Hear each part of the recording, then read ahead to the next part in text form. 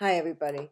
I think this is going to be a bit of an unusual message for me. Yesterday, I sat here to do a little message on my upcoming class, which is on archetypes, your contract personally, and then with the archetypal events in the collective and how they affect you. And in the middle of doing that, the Queen died, Queen Elizabeth. And it threw me such a curveball that I had to stop the recording and just I was glued to the news. But as I listened to it, I realized that that was exactly the type of event that I am talking about. An event that happens in our world that impacts all of us because the archetype of the queen, a particular archetype, is so impactful that it makes its way into all of our lives. It's interesting. There are other countries that have queens. There's Queen Noor of Jordan, and there's the Queen of Norway, and Thailand has a queen. But if you said the queen, everyone knows it's the Queen of England. And in my workshops, when I did workshops on sacred contracts, and I help people to identify archetypal patterns that they relate to in their lives, that they feel have a governing influence. Many women would pick the queen, and the queen that they associate that archetype with was the Queen of England. It was never the Queen of Jordan. It was never the Queen of Norway. It was never any other queen. It was Elizabeth. She was iconic.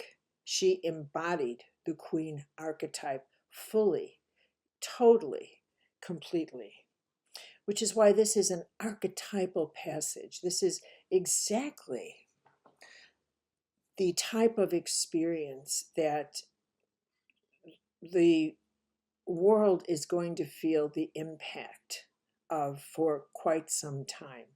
Because with her passing, a shift in an archetypal pattern is going to happen. There'll never be another queen like her, ever. We may have other queens, but never a full embodied queen that took on the archetypal power as she did, who was born royal, embraced it as a young girl when she was coronated in 53, and then lived it so fully throughout every day of her life. This second Elizabethan reign, as I'm sure it will be called, the second Elizabethan era, saw a woman who was impeccable, never gave an interview, never revealed her feelings, held to the parameters of that archetype so fully, so impeccably. And so, and then when you think of what will happen in England, the currency has to change. Her photo has to come off the currency on the, even on the post boxes and everything that has her initials on it. Generations have grown up, and that's the only queen, the only ruler they've ever known, the only monarch they've ever known. Her absence is not just the absence of a person, but the shift of a cosmic archetypal force. How we feel this force as the years go by remains to be seen, but it will be felt most certainly in the UK. But I think also in the subtle ways that people identify with archetypal patterns. So often in my workshops, people when they would choose the princess or the knight or whatever, there was a real rupture when Charles and Diana broke up because they embodied the princess and knight archetype in a way that actually incarnated the archetype in front of our eyes and then dispelled its myth of a perfect romance. And from that time, it hasn't played out in our psyches in quite the same way, as it did prior to that time.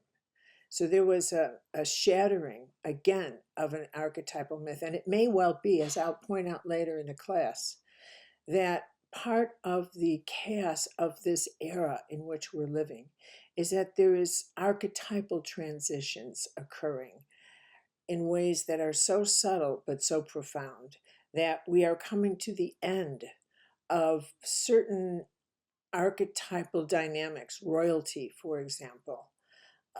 We're coming to the end of the age of royalty, coming to the end of the age of monarchy in that same way. And the world is shifting to a different archetypal patterning, one that has holism at its core, and one that has a consciousness of ecological needs at its core, one that has a consciousness of the literally consciousness of other levels of life, animals, trees, nature, in a way that was not written into the script prior to now. So there is a different, which has given rise to the archetypes of the animal whisperer, for example, and has given birth to archetypes like the networker and the environmentalist, and archetypes that before didn't really have a role in the common mind and the common soul. And now these are becoming prominent, replacing archetypal patterns that have served their use, but are no longer essential to the next phase of human evolution. We may well find ourselves looking at galactic archetypal patterns as we enter this age of the galactic community. That's a time for another discussion. But for now, I wanted to say that the absence of the Queen archetype is something that, even as you listen to how people are talking about her and what it means, what her life meant, and what England will be without her, they're speaking in archetypal dynamics. They're saying that she will leave a great legacy, a great, all that she stood for. Every way that they speak about her is in incredible iconic terms, and well-deserved, I might add. I mean, how many people ever would have a life like hers? And that too happens when a person embodies an archetypal pattern so fully, a true destiny. So I want to say, God bless her and all that she has accomplished, all that she stood for. But I wanted to also point out that this is an archetypal passage of cosmic magnitude, and to see it through that those eyes, and because these events are events we're all participating in subtle and profound ways. This is truly a most rare time, and when archetypal dynamics shift, it brings chaos. It brings chaos before order, because what do we replace things with? What are the new magnetic patterns that we rely upon for stability? What are the new myths? And this is, what I'll be talking about later, but that there's always chaos that happens when an archetypal pattern is diminished in its potency. The same thing is true in your personal life.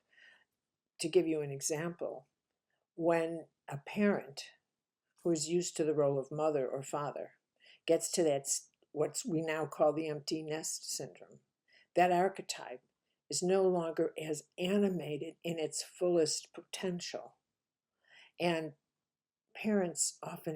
individuals have to scramble to engage another archetypal pattern in them to figure out, well, if I'm not a parent, what am I? What do I do now?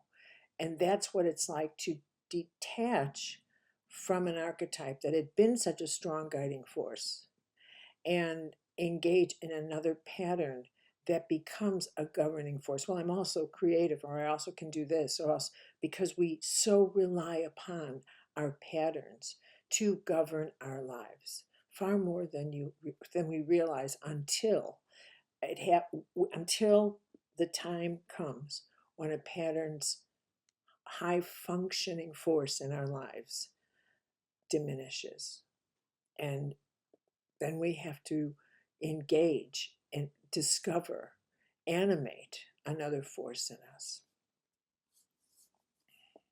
So this is quite a momentous time that we're living through.